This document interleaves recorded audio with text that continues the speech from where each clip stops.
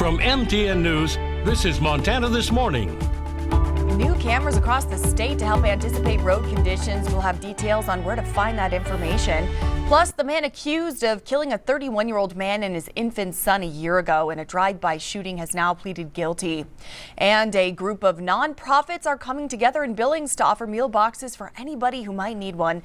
Good morning and welcome back to Montana This Morning on this Tuesday, November 26th. I'm Augusta McDonnell here with Miller Robson. Good morning. How are you? Good morning, everybody. Good morning, Augusta. Yeah, happy to see you all on this Tuesday. Chilly outside, and we might have a white Thanksgiving. There is a chance, yeah. We do have a Canadian cold front, backdoor cold front coming in from the north Wednesday night into Thursday. It's going to really cool things down. If we have some available moisture, definitely have a chance to see some snow. And we're going to show you a couple of models and what we're thinking in terms of totals coming up. Of course, we got a couple of days before we get there, so it's probably going to change. But just give you an idea, I will tell you this.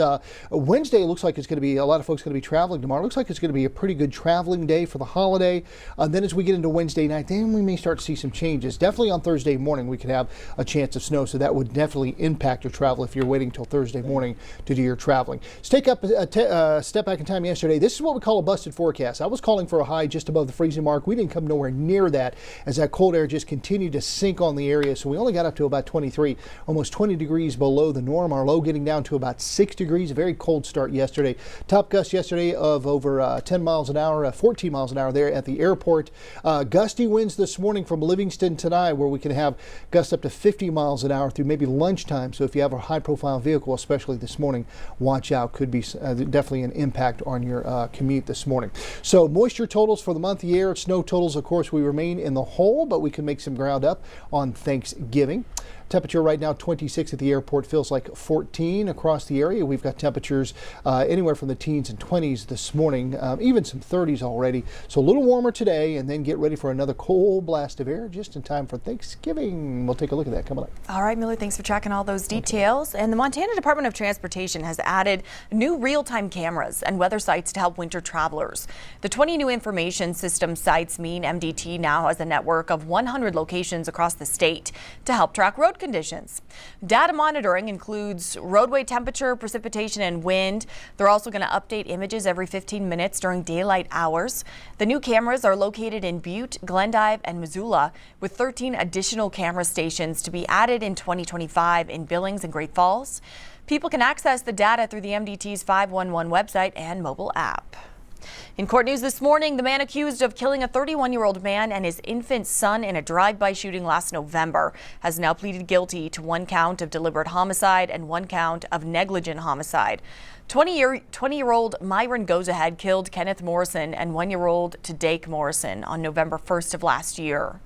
In exchange for the guilty plea, prosecutors agreed to a total sentence of 100 years for both charges.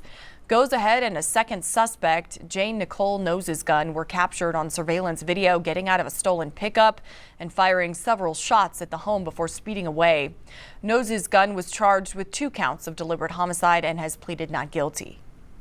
This morning, President-elect Donald Trump is threatening to impose tariffs on the nation's 3 biggest trade partners, Mexico, Canada, and China, as part of his campaign pledge to crack down on illegal immigration and drug trafficking. It comes as Trump is also taking a victory lap after the Justice Department's special counsel moved to have 2 federal cases against him dismissed. CBS's Jared Hill has more from New York.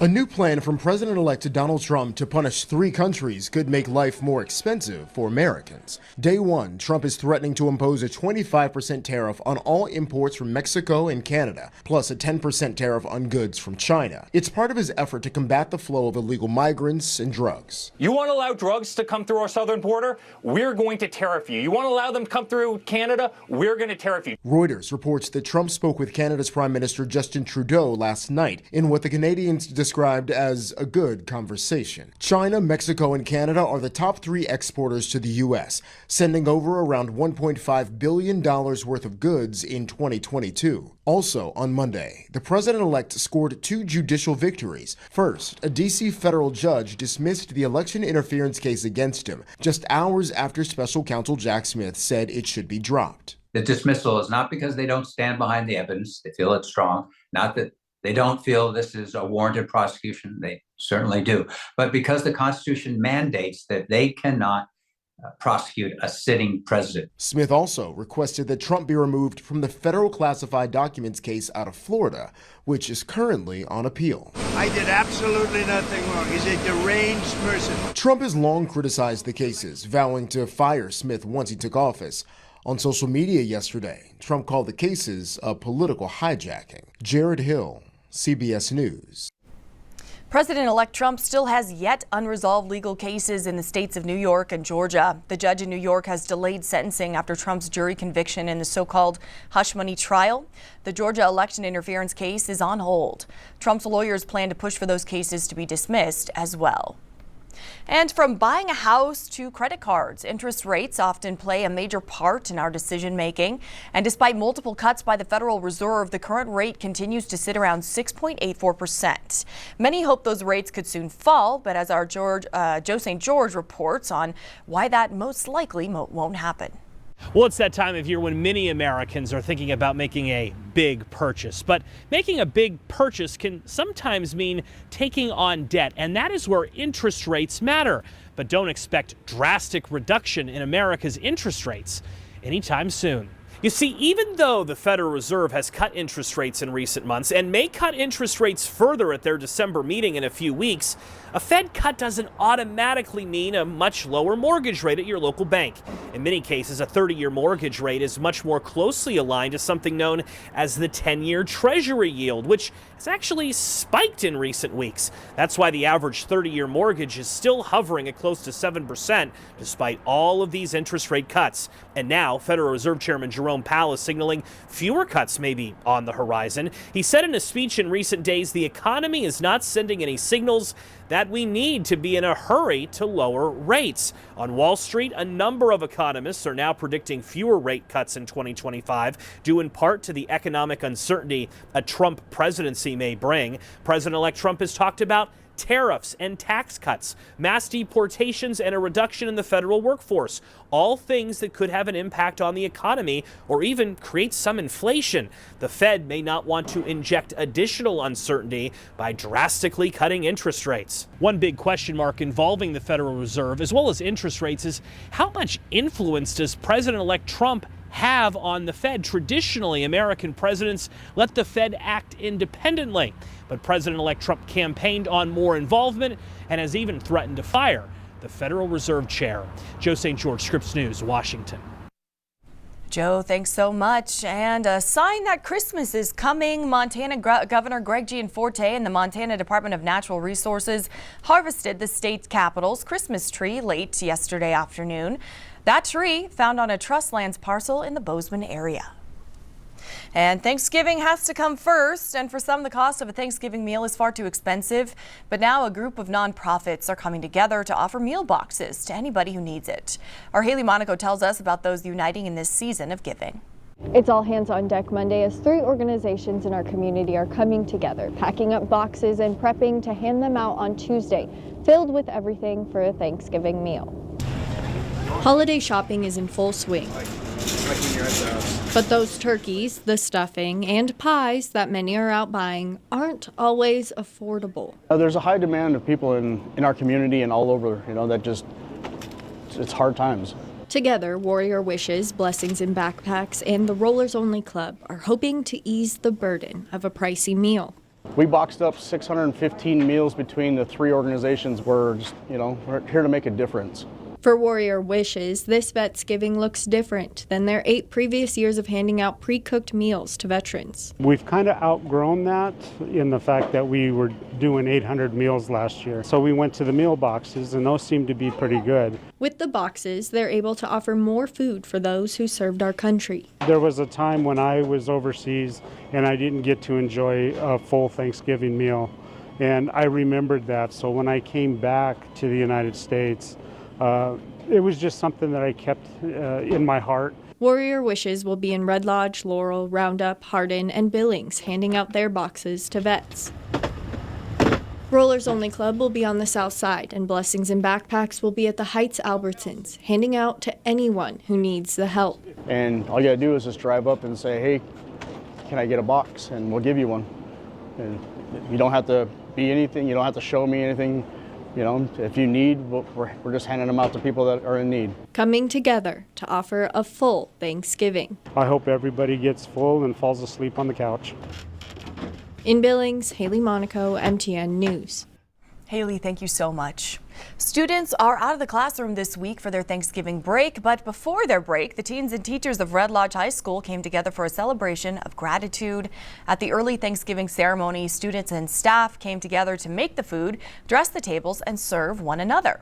It's a way, they say, to help take the pressures of school off and make sure everybody feels at home.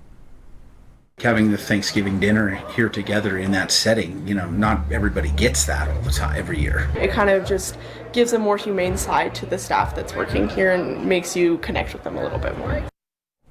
And before their meal each year, the school makes thankful chains with nearly 2,000 feet of paper clippings stapled together.